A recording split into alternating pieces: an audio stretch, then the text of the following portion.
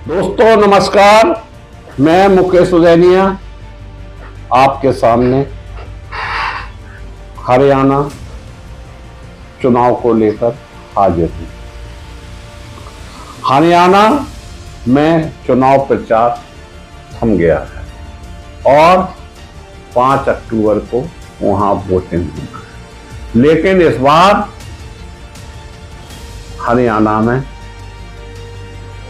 जो माहौल बना है उससे दलित समाज के वोटर पर दारोमदार ठहर कर रुक गया है। वहीं बेरोजगारी भी इस बार बड़ा मुद्दा हरियाणा में हो सकता है। हरियाणा विधानसभा चुनाव 24 में भाजपा को एक जबरदस्त झटका लगा और पूर्व मंत्री अशोक तावर ने पार्टी छोड़ फिर कांग्रेस का दामन थामा। एक कहावत सुनी होगी कि आज का नेता बिन पैंदी का लोटा, और जैसे बिना पैंदी का लोटा जहां उसे मौका मिलता वहां ढुड़क जाता है, ऐसा ही कुछ हाल इस समय राजनीति में भी चल रहा है। हालांकि भाजपा के जो तौर तरीके थे वो इस चुनाव में लगता है काम नहीं आ रहे हैं। जिस ढंग से उन्होंने कांग्रेस पार्टी को तोड़ने का प्रयास किया वह सफल नहीं हुए, और जो शैलजा पर उन्होंने दांव चला था वह भी खाली गया। भाजपा कांग्रेस पर डोरे डाल रही थी, परंतु अंतिम समय में जो अशोक ने खेल कर दिया उससे कहीं ना कहीं भाजपा को इस चुनाव में झटका निश्चित रूप से लग सकता है। एक कहावत और सुनी होगी कि हमारे देश के प्रधानमंत्री मोदी जी गए थे हरियाणा में 24 जी बनने, लेकिन वहां पर बन गए 26 जी, और लगता है कि इस बार हरियाणा में उनकी पार्टी को जबरदस्त हार का भी मुंह देखना पड़ सकता है। ऐसा वहां की जो राजनीति हो रही है उससे संकेत मिल रहे हैं। हरियाणा में जो अशोक तावर शामिल हुए हैं उनका इतिहास भी बहुत अच्छा नहीं रहा है। किसी समय में वो हरियाणा कांग्रेस के अध्यक्ष थे और उसके बाद राहुल गांधी और भूपेंद्र सिंह हुड्डा पर आरोप लगाते हुए तृणमूल कांग्रेस में शामिल हो गए, फिर आम आदमी पार्टी ज्वाइन की थी। इसके बाद भाजपा का दामन थाम लिया था और मनोहर लाल खट्टर ने उन्हें इसी बीच में अपना भांजा बता दिया था। यहां तक मनोहर लाल खट्टर ने बताया कि अशोक तावर की जो मां है वो मेरे ही गांव से आती हैं, इस नाते भी वो मेरा भांजा लगता है। राजनीति में रिश्तेदारियां भी बहुत जल्दी ढूंढ ली जाती हैं। ऐसा ही कुछ अशोक तावर के मामले में देखने को मिला। इतना ही नहीं, अशोक तावर लोकसभा चुनाव 2024 में विधानसभा लोकसभा सीट के लिए लड़े थे और कुमारी शैलजा के खिलाफ उन्होंने ताल ठोकी थी, लेकिन उन्हें पराजय का मुंह देखना पड़ा। वहीं जो विशेष मोहरे माने जाते हैं, शतरंज के खिलाड़ी माने जाते हैं अमित शाह, जिन्हें भाजपा में राजनीति का चाणक्य भी कहा जाता है, उन्होंने भी हरियाणा में अपना माहौल बनाने के लिए काफी कुछ प्रयास किए। केंद्रीय गृह मंत्री अमित शाह ने एक महत्वपूर्ण घोषणा की और अग्निपथ योजना के तहत भर्ती हुए हर अग्निवीर को पेंशन वाली नौकरी देने की बात कही थी। अमित शाह ने 27 सितंबर को हरियाणा में एक चुनावी के दौरान अग्निवीरों के लिए यह घोषणा की थी, जिससे में उन्होंने बताया कि युवाओं का बेहतर भविष्य होगा और उन्हें सुरक्षा मिलेगी। जबकि हमारे गृह मंत्री यह भूल गए कि हरियाणा में अभी सरकारी जो वैकेंसी हैं वो 1 लाख से ज्यादा डली हुई है। इसी हरियाणा में 7 से 8 हजार लोग हर साल सेना में भर्ती हुआ करते थे। आज उनकी संख्या घट के 7 से 8 से रह गई है। ऐसे में जब चुनाव है तो युवाओं के भविष्य की उन्हें याद आ गई। शाह ने अपने बयान में कांग्रेस पर तीखा हमला भी बोला था और उनके शासन में डील और दलाल नियुक्ति पत्र दिया करते थे, जबकि भाजपा सत्ता में आने के बाद यह प्रथा पूरी तरह खत्म कर दी गई। ऐसा हमारे देश के गृह मंत्री अमित शाह ने हरियाणा में कहा और उन्होंने यह भी कहा कि इसका फायदा उन्हीं को मिलता था जो कांग्रेस के खासम खास होते थे। उन्होंने दामाद संस्कृति कहकर तंज भी कसा था। कई चीजें उन्होंने बताई, लेकिन लग रहा है कि इस चुनाव में यह चीजें या यह बातें असर नहीं डाल पा रही। उन्होंने कांग्रेस पर निशाना साधते हुए यह भी कहा कि सैनिकों का सम्मान कांग्रेस पार्टी नहीं करती। शाह ने हरियाणा में आयोजित एक रैली के दौरान राहुल गांधी पर जमकर निशाना साधा और कहा, राहुल गांधी हम पर आरक्षण समाप्त करने का आरोप लगाते हैं, जबकि खुद विदेश जाकर आरक्षण समाप्त करने की बात करते हैं।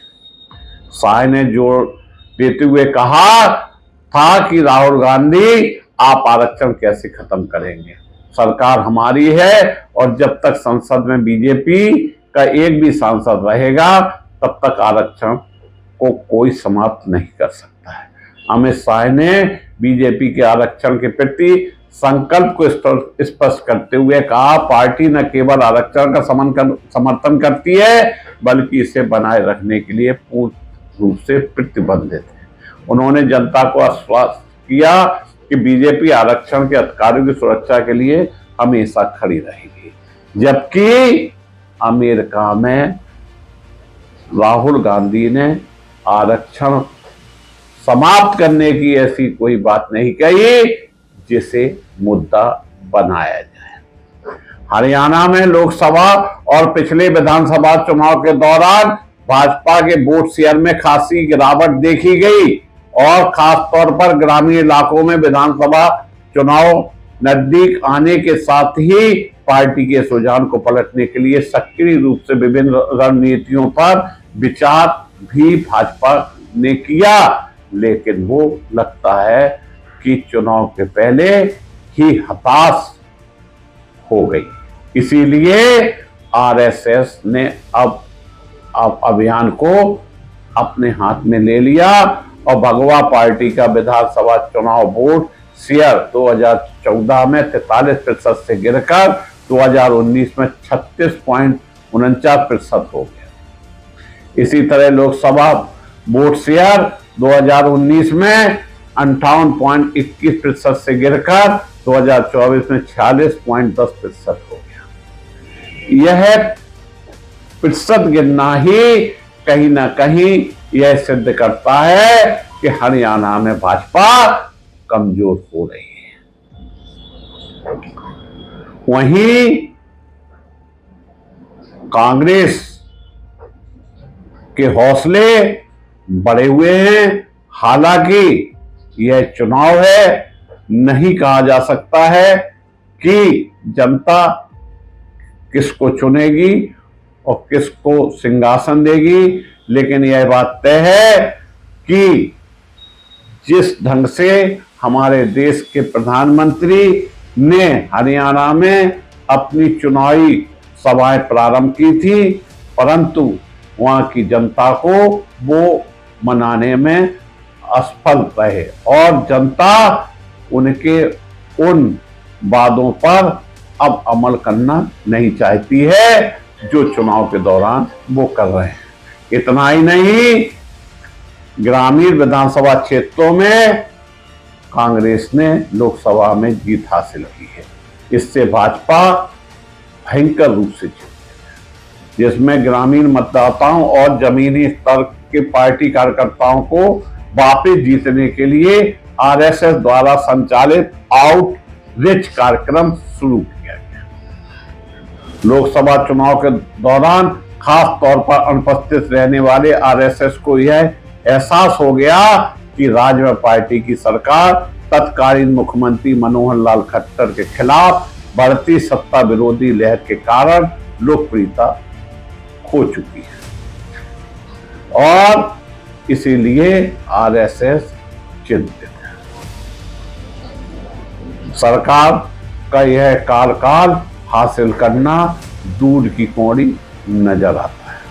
भाजपा न केवल ग्रामीण मतदाताओं का विश्वास प्राप्त करने के लिए बल्कि जमीनी स्तर पर कार्यकर्ताओं और विधायकों सहित पार्टी नेताओं को सक्रिय करने के लिए भी आरएसएस से मदद देने का निर्णय लिया है, जो खट्टर के समय में असंतुष्ट थे। आरएसएस की रिपोर्ट में यह भी कहा गया कि खट्टर को हटाने का निर्णय पार्टी के लिए बहुत देरी से लिया गया। यही सब कारण है कि आज हरियाणा में स्थिति विपरीत है। इतना ही नहीं, माहौल बदल रहा है और माहौल बदलने का उद्देश्य भी साफ दिख रहा है। मतदाताओं और स्थानीय नेताओं को जहां पार्टी से जोड़ना था, लेकिन वो भी पार्टी से छिटक गए। उम्मीदवार के चयनों पर भी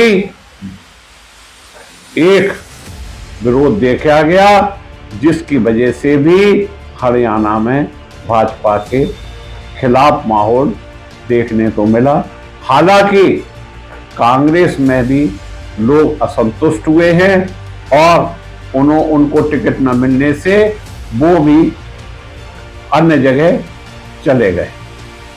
दल बंधुओं को जो टिकट दिए गए, जिसकी वजह से कांग्रेस और भाजपा के बीच एक समस्या का सामना पार्टी को करना पड़ रहा है और जिससे निपटने के लिए दोनों ही दलों के नेता जी जान से मेहनत में जुटे हुए थे।